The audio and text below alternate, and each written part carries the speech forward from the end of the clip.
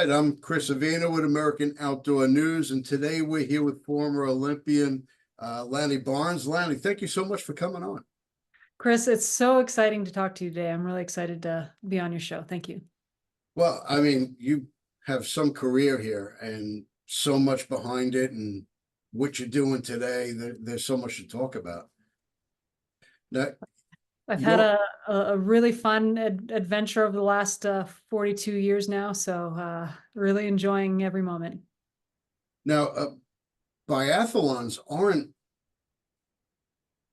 very common that you pick up in school and say, "Hey, I'm going to be a biathlete." How do you start to even think about getting into the sport? Uh, First, I think you got to be a little bit crazy, and then second, my twin sister and I kind of fell into it by accident.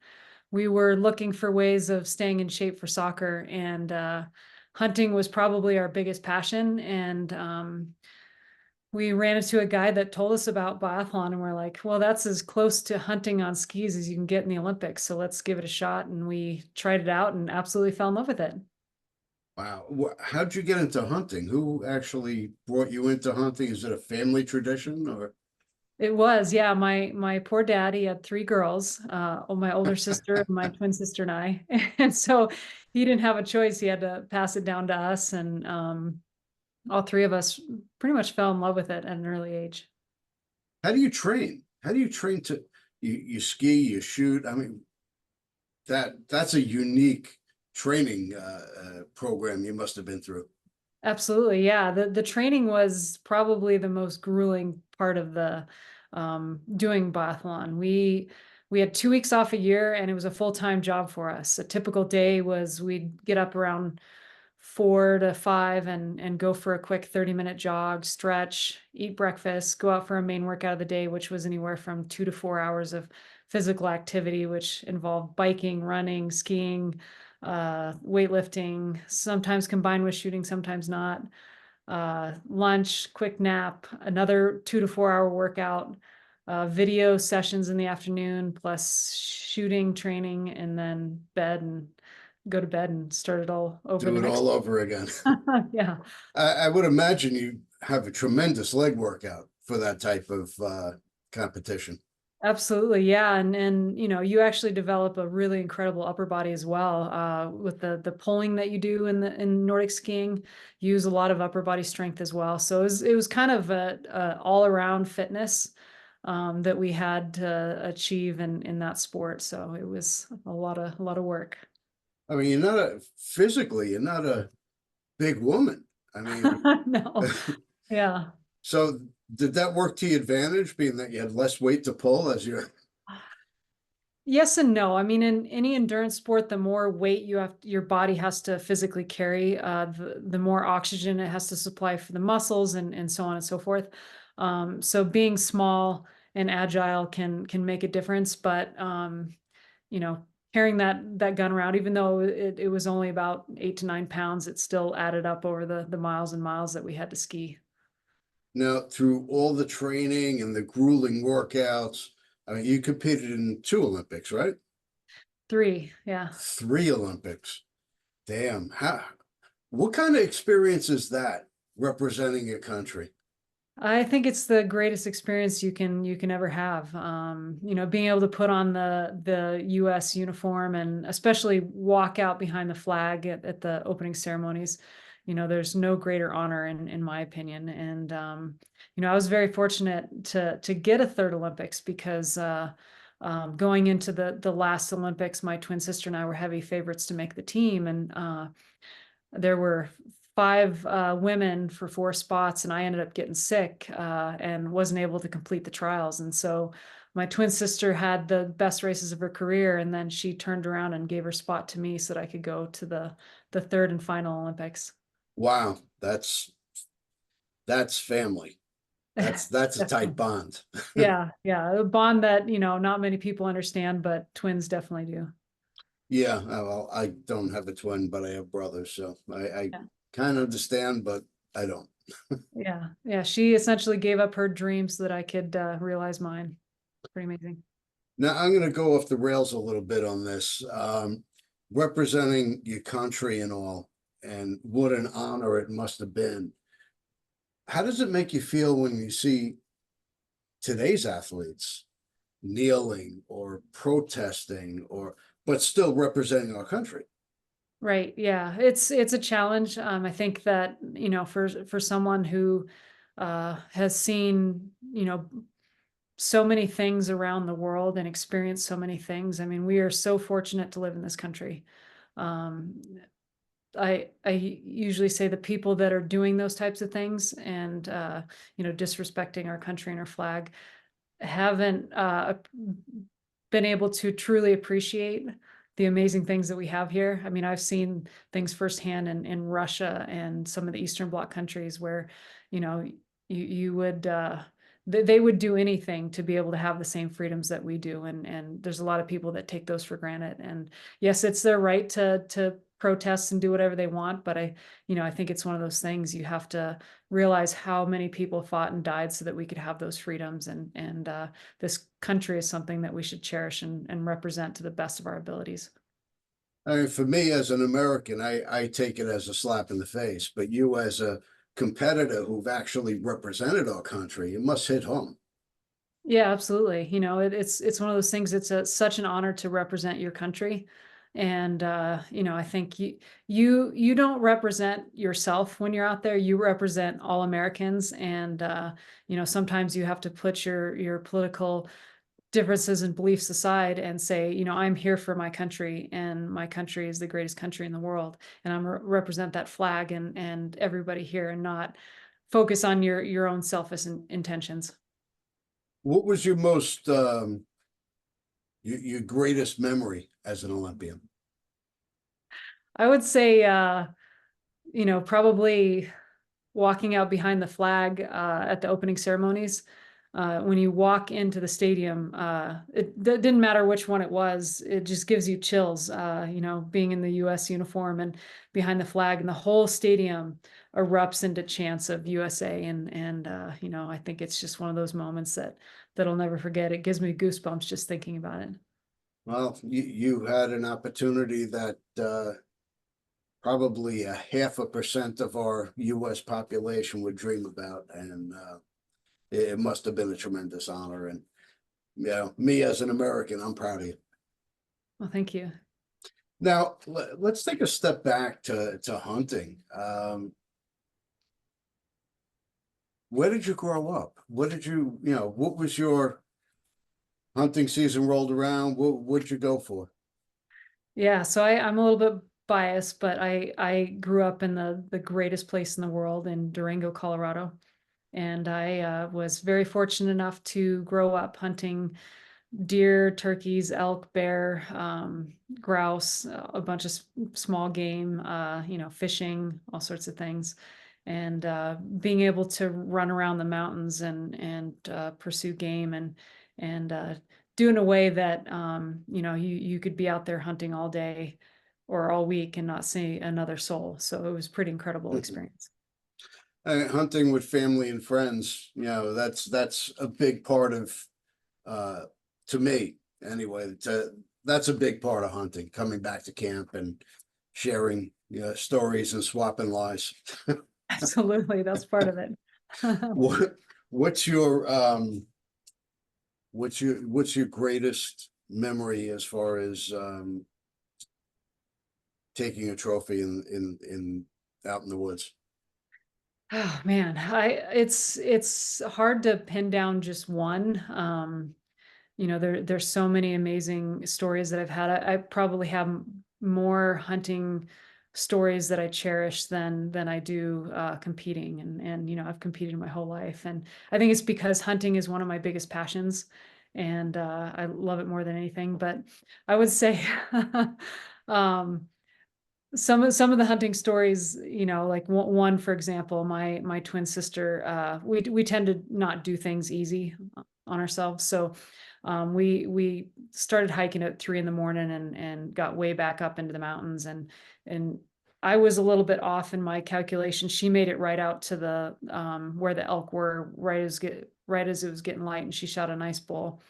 And she said, hey Lanny, the elk are just over the hill. Why don't you run over here and you can harvest one as well. And so um, being the dumb athlete that I was, I just started running, and we were probably just between 12 and 13,000 feet. And so I started running. I was maybe a mile and a half away. And I ran hard to get to the elk before they went back into the trees. And I bonked so hard that by the time I got to where the elk are, they had already left. And I had to lay down for probably a good half an hour. I couldn't even lift my leg over a log. And there's a lot of stories like that where we end up pushing ourselves too hard while we're out there, but we enjoy every minute of it. So you compete against each other as well as uh, whoever's in the field at that point. Absolutely. Yeah, that's part of it. Now, moving forward, you have a specific skill set. How does that translate into everyday life? Yeah, so my twin sister and I developed a very specific skill set of being able to shoot with an elevated heart rate and under stress. And when we retired in 2014, we dove into a lot of different things, but we said, this unique skill set, we need to pass on to other people.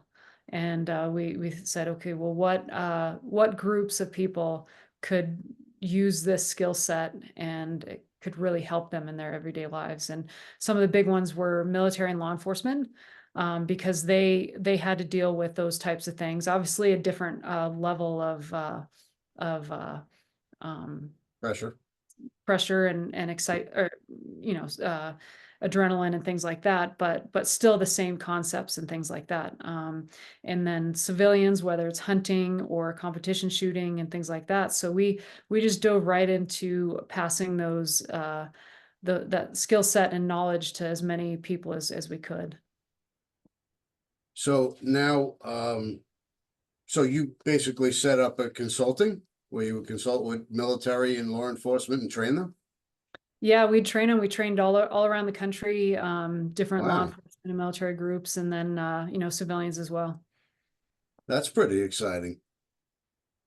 Do you like the travel part or that kind of wears quickly?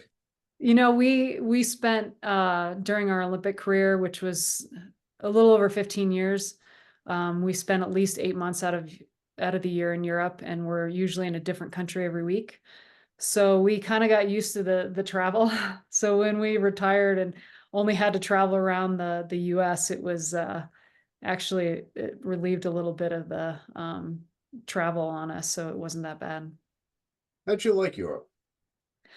I think we were very fortunate to have competed in a time where Europe was not a lot was going on, Hmm. and it was pretty neutral as far as international incidences and activities that was going on. So it was incredible to see all the cultures. Like I said earlier, we definitely saw some things that were very unfortunate. The level of poverty, especially in those cold countries. Yeah, People think poverty and they think Africa, but I think Russia, and I think of all the people freezing to death overnight in the same cardboard shacks that they have in Africa, and people just don't think about that kind of thing. Uh, wow.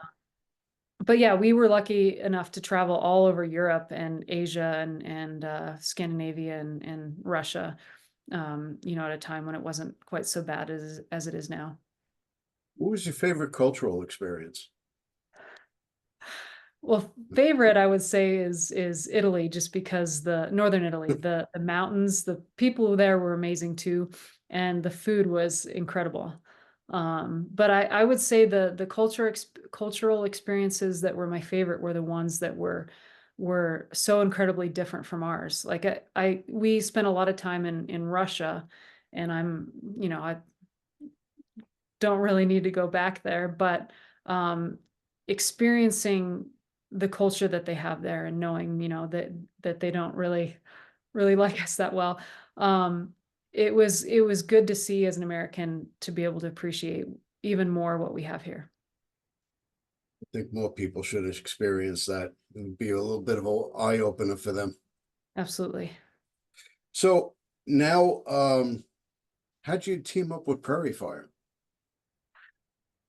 So Prairie Fire is really exciting, new Not new. We took it out of bankruptcy in 2022, but we're building it up into a really exciting outdoor shooting campus is what we call it.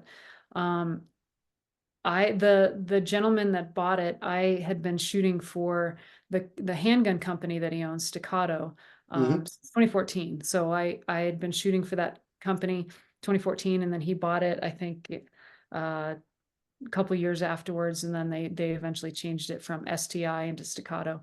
And so he hired me to bring my creative ideas to Prairie Fire. I bring in competitions and experiences and things like that, giving people more or less the opportunities to pursue their dreams in similar ways that I did in my career. Well, Prairie Fire is more of a campus than a shooting facility. I mean, there's so many facets to Prairie Fire that people don't even realize. Absolutely. Yeah. I mean, it's one of those things we don't pride ourselves just on having incredible shooting experiences that you can't get anywhere else in the country. I mean, it goes a lot much further and deeper and beyond that. It's about learning and growing in the education beyond the gun. With leadership skills, with our incredible Mhm. leadership team, with General Miller and General O'Neill, and our head of training, who trained SEAL Team 6 for 17 years and things like that. There's a lot of knowledge and experience that we try to pass on to people and help push them outside their comfort zones so that they can become better versions of themselves. So there's competitions, there's in-depth training uh, that you wouldn't learn on the street. You got, just the minds behind it. You have Olympians, you have military, you have SEALs. I mean, it's really staggering.